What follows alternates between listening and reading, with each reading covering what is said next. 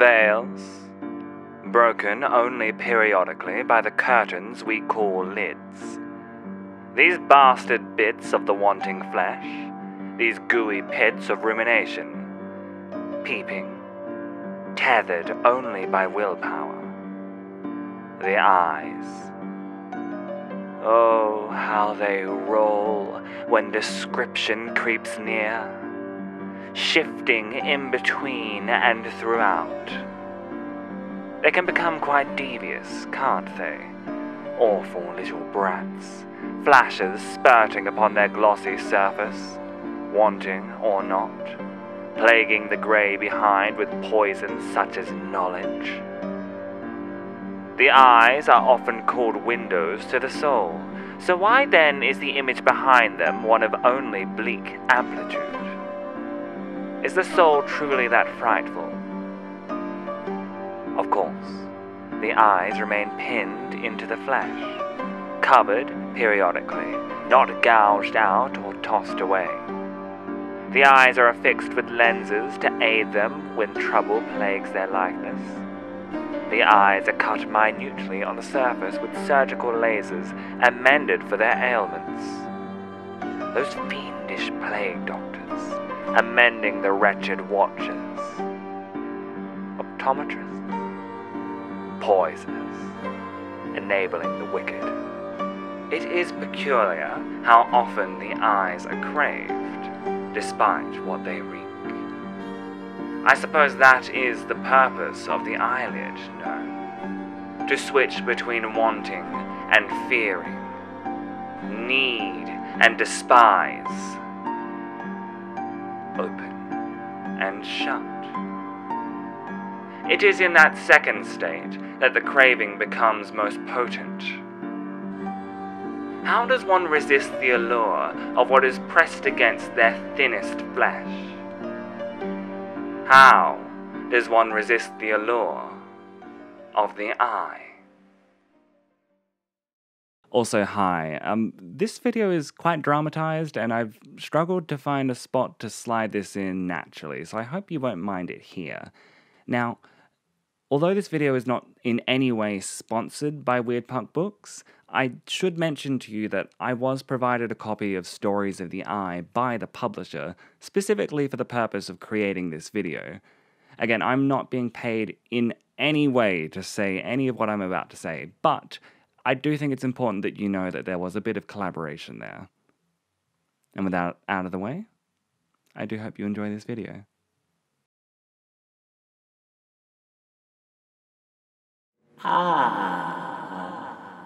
You dear, you must be looking for eyes.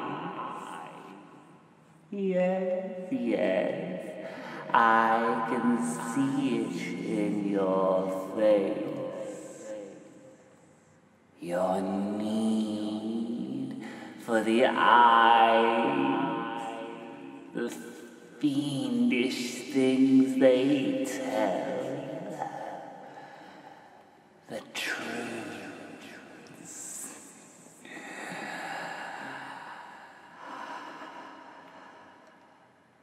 I've so many sights that are stored within the eyes.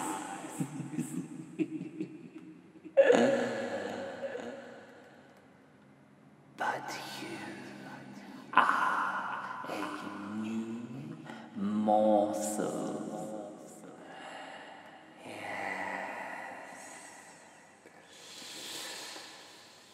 There are 3 eyes, 3 lenses, all with their own desires needled into the iris.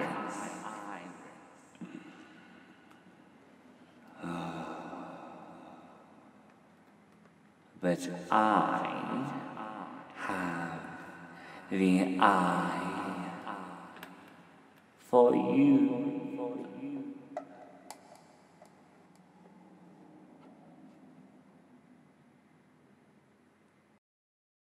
Occasionally, We find ourselves unable to poise the eyes for viewing from our own perspective.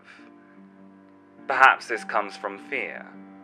This inability to see as we ought to, sparked by the happenance of disgust. And so, we seek the observational eye, the watcher in its tower. This eye is not ours to command. It swims within the fleshy holes of other folks' faces.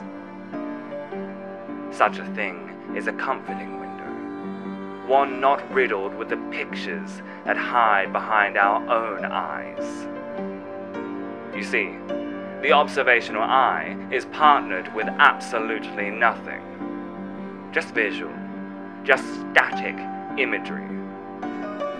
Where one's own eyes struggle to peep past the grey matter dances that twirl upon the irises, the observational eye is completely open, but with no control. You are the subject, and yet this still is not yours. I was soon warm with the heat of their casual compliments, something I had not felt in years. They were looking at me, really looking, really seeing me. I tried to remind myself that this feeling wasn't real, just a skittering thing across the brain, a release of chemicals into my bloodstream, an accelerated heart rate, a sudden stutter in my respiratory function. And then they weren't looking anymore. I felt the absence of their gaze upon my flesh before I saw it, an abrupt chill puckering my exposed skin. M. Lopes Da Silva's The Thing That Moves the Flesh is an exploration of what the observational eye can do for the conscious mind. It often begins with anger, fear, dejectedness, though there is a particular kind of craving that scurries in when one least expects it to. The story follows a model who hates the sight of their own image, though that is putting things far too simply. For, pained as they may be by their own description, this character craves that very thing from the eyes of others. They wish to be seen, and not just the shallow sight that sees nothing but the outer crust. No, they crave eyes capable of digging far below to see who they truly are. Most people only saw what they were looking for. It was almost impossible for them to see what was truly in front of them. The main character, whom I will refer to from this point onward as the Muse, seeks refuge in the eyes of an artist who gazes upon the spiritual limbic. Now, what this means is not nearly as important as what it leads to. The artist and the muse are locked in a kind of staring contest, with each trying to pull the eyes of the other closer to their own. The muse dances for the artist, eternally pulled by this need to know what markings lie on the artist's sketchpad. And the artist watches, drawing, waiting for the moment that the muse's eyes and their own are linked and become one. There are so many clever intricacies at play here. At one point, the muse remarks, "They can't love me. They love invisible things." Of course, the muse has practically made themselves into an invisible thing with the rejection of their own eye. Earlier, the muse attempts to create a dating profile, but they find it difficult to really connect when all of the figures on the app are only attracted to their specifically curated photos. Again, we had the rejection of their own eye, as, even curated, those photos are still of the muse. The muse is trapped within a broken mirror, one whose perspective keeps warping so that the real picture remains hidden. Shards of glass dig into the muse's flesh, stabbing, bleeding. This is a story of pain, of transition. It's hard not to acknowledge the metaphor for the trans experience. The muse does make mention of being misgendered by their mother, after all. I remember having these same struggles myself. hating my own eyes and relying on, or rather falling victim to, the observational eye, the outside perspective, devoid of the poisons swimming within my own cerebrum. The muse relishes in this very state, yet so loudly craves a release. And so, they seize it. Their deep-seated need to see how the artist does, to know how it is that they see the muse, rises to a crescendo in the final movement. The muse dances, an invisible orchestra rising to a crescendo as they do until they reach a peak. The muse rises, as if letting their body approach the place where their eyes rest, and then they fall. They fall back away, unleashing their perspective. They zoom out and see it all. The spiritual limbic. The muse steps back and they finally see what the artist had been looking for. The soul. At last, the muse is free, able to see the world as they needed to. They fuse together with their lover to create something beyond what perception can describe. Lying there in the auditorium, awake, aware, the two perspectives, the own eye and the observational, fuse together as one so that both can inform each other. Together, they escape and fall victim to the allure of the eye. So, dear, how were the eyes? Oh,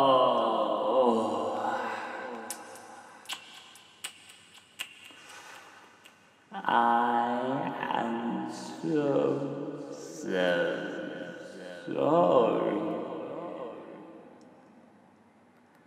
Perhaps those were not the eyes for you.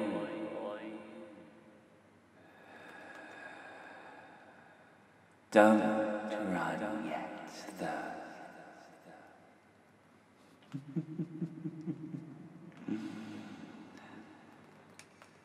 I have others.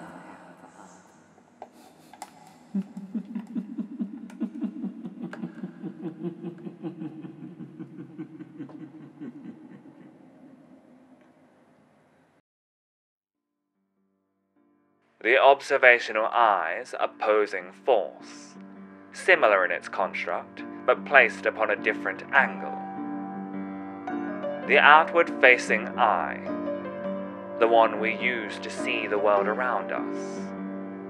This is the eye we trust most wholly, as though its perception is not one so frequently riddled with lies. This eye is a gouging spade that digs into whatever surface it may find, burrowing, scooping, savoring the soil and debris like snacks for a long car ride. The outward-facing eye craves deeper pits, deeper than has ever been found before, so that it may eternally scoop and keep feeding the mind as it sees fit. Gods only know if that food will be fed faithfully to its form.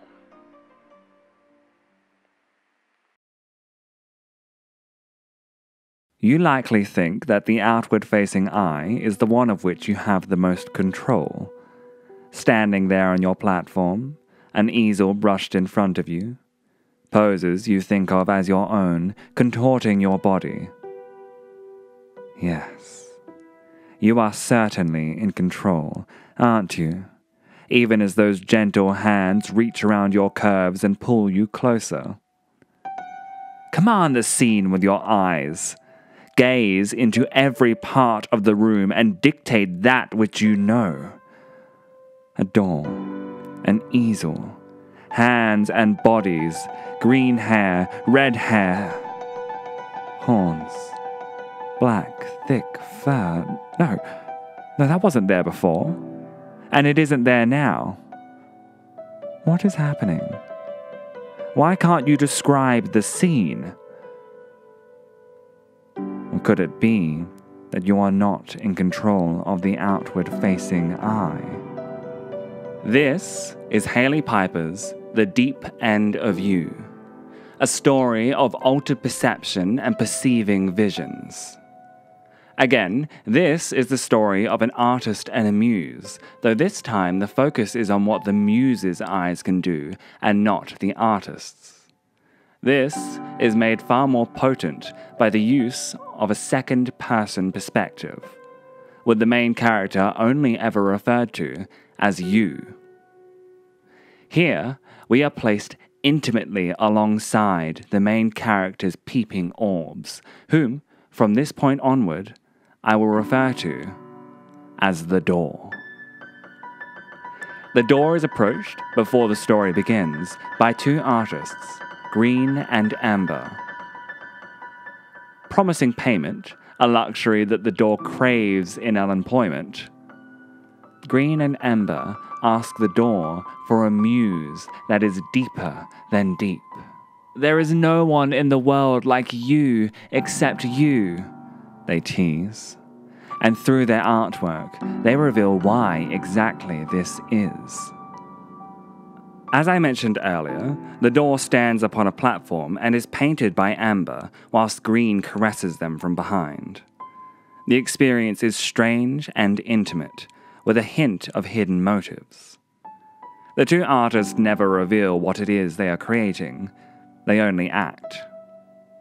And so, the door models for the pair, despite how strange it all feels. They follow Green's quiet instructions. They try to ignore Green's creeping hands. However, this story is dug into the door's outward-facing eye, and so we see their cheeky missteps as quickly as they occur. Green tells the door to keep their eyes on Amber, and yet a wavering moment draws them down to their hands. Fruit, an apple, resting there impossibly. How did that get there? No matter, look back, they didn't see you. The door continues posing, holding their shape, holding their gaze. Green's fingers creeping, sliding onto places of intimate sensation. The door can't help it anymore. They recoil their head, expecting Green to be gazing down. Instead, they are met by the head of a goat that disappears in the blink of an eye. Expected perceptions and impossible visions. This is the duality so vigorously at play here. The door is less a muse and more a victim. For Green and Amber are not artists, but something else. Something, and if you've read any of Hailey Piper's work in the past, this won't surprise you in the least. Something cosmic. Amber is sketching the scene unfolding on the platform, but with amendments made within the charcoal. An apple placed within the hand of the door, Green with extra limbs and the head of a goat. As Amber sketches, the door's vision is altered. The door may be the owner of their eyes, but they have absolutely no control over what sights they see. A lot happens in the end that I won't spoil here. This is Piper operating within the cosmic realm as wonderfully as she always does. But what I will delve further into is this idea of not owning your eyes. There is a particular kind of terror in that idea of losing what is yours, where your vision becomes littered with phantoms, not because of a loss of sanity, but rather a loss of control. Green and Amber see the door's outward-facing eyes and swipe them before the door even knows that they are theirs. All three of these characters have fallen victim to the allure of the eyes. And in the end, it is what destroys them. Though I'll let you keep reading on to see how exactly it is that occurs. Oh, get that look off of your face. You need more patience. So, those eyes weren't for you. I have others. Stop worrying, dear. Now.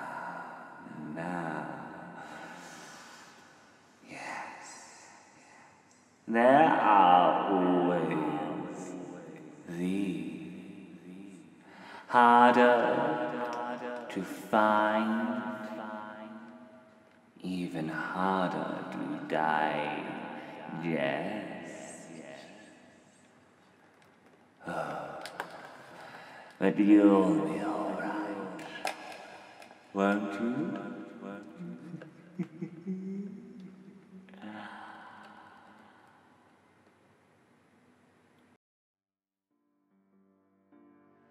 Turn.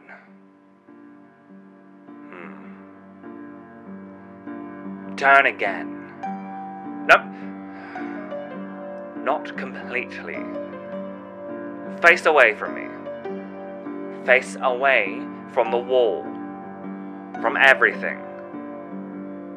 Turn and see what is on the other side. Perhaps you've not the eyes for such a task. For this, you will need the inward-facing eye, spun right around in their sockets to peep the under-flesh. The eyes lack fibers for feeling, and yet you will still know the pain of tearing fabrics as the seals of your sockets are torn apart. This is what this eye is for.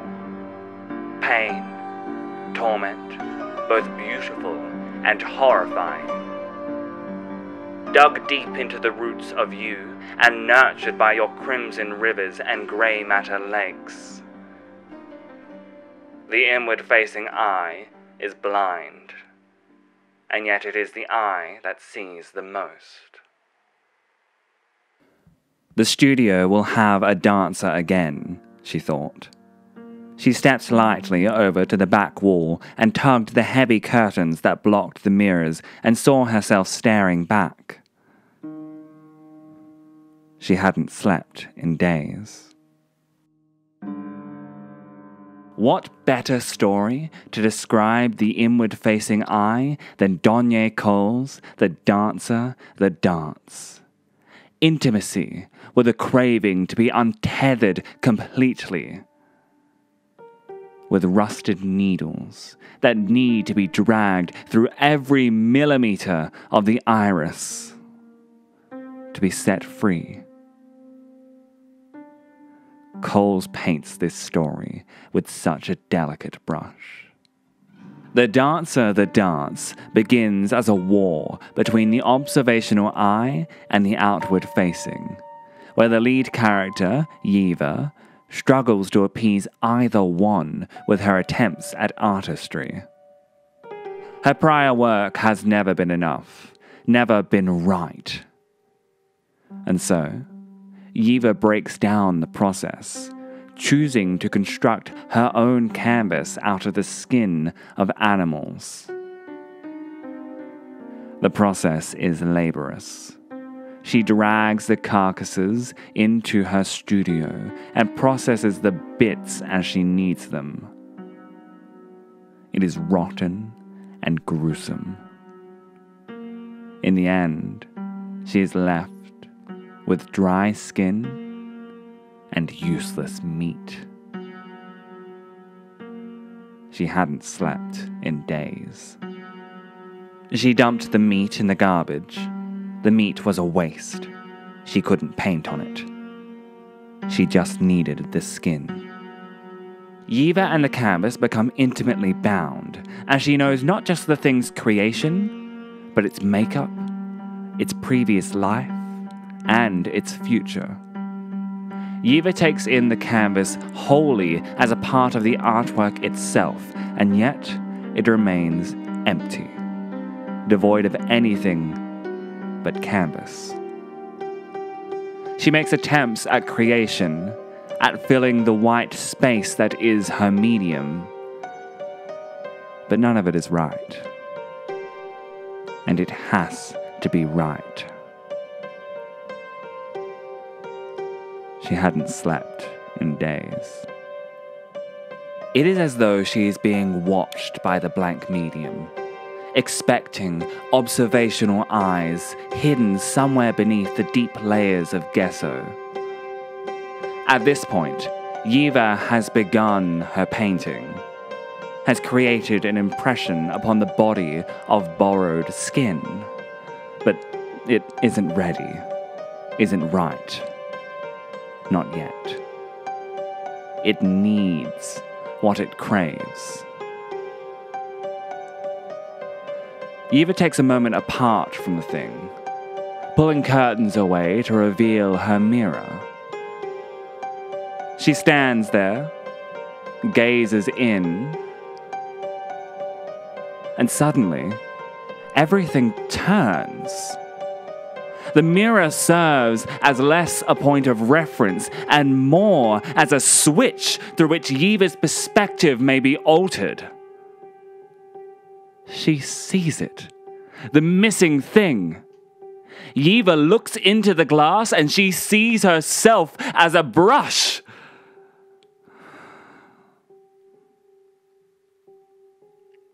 She hadn't slept in days. At last, the artwork takes proper form, with Yiva feverishly painting upon the canvas a portrait like none other.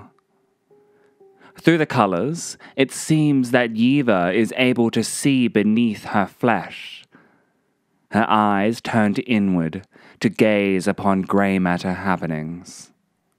In that mass of brown leaning towards grey that lived behind the eyes beneath the buzzing and flashing that drove her to paint, she had the idea that perhaps she was channeling the spirit of the dancers that once were, capturing their essence on canvas. The dance between human brush and animal canvas, outward colors and inner gazing. A tango for two, where both become so intimately each other. Yiva turns her eyes inward, and at last she is able to see. In the end, she is found standing in front of that mirror, watching, waiting. She sees more than anyone else could of her. So well, so wholly, despite the fact that her eye sockets have been sewn shut. Yiva opened herself to new sights, and in doing so, she gave herself as a brush to the canvas that needed to be right. She hadn't slept in days. Well, did you find what it was that you felt you needed? What you craved? You've had all of my eyes now, dear. There's no more. It isn't enough, is it? Oh, poor thing, craving the eye, yet not knowing what to do with them. Out, around, in.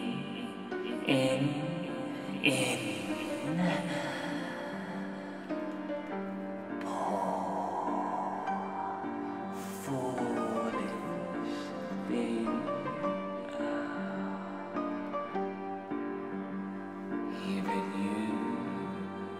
can't resist the temptation of the eyes.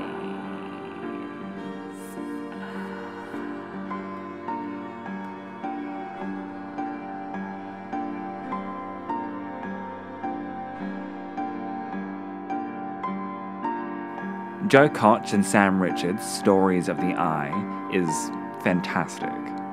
A deeply intimate dive into the midnight pools we call our eyes. Constantly, we are thrust into perspective, a word whose definition is made malleable, remolded, changed. We have explored 3 such stories here, but there are 10 others within the collection, each waiting with open arms, tools for gouging, craving your eyes. You think that you will be able to resist the allure. You think that your eyes are your own to command. And yet already, your hands are reaching for those tools. Your eyelids are twitching. I bet you didn't know that your irises could salivate.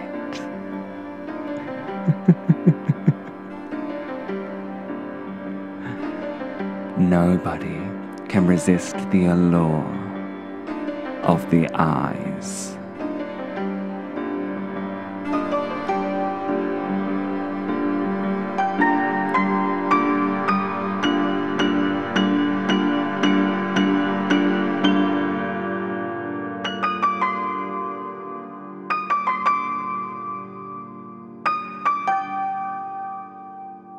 Oh, and just one more thing.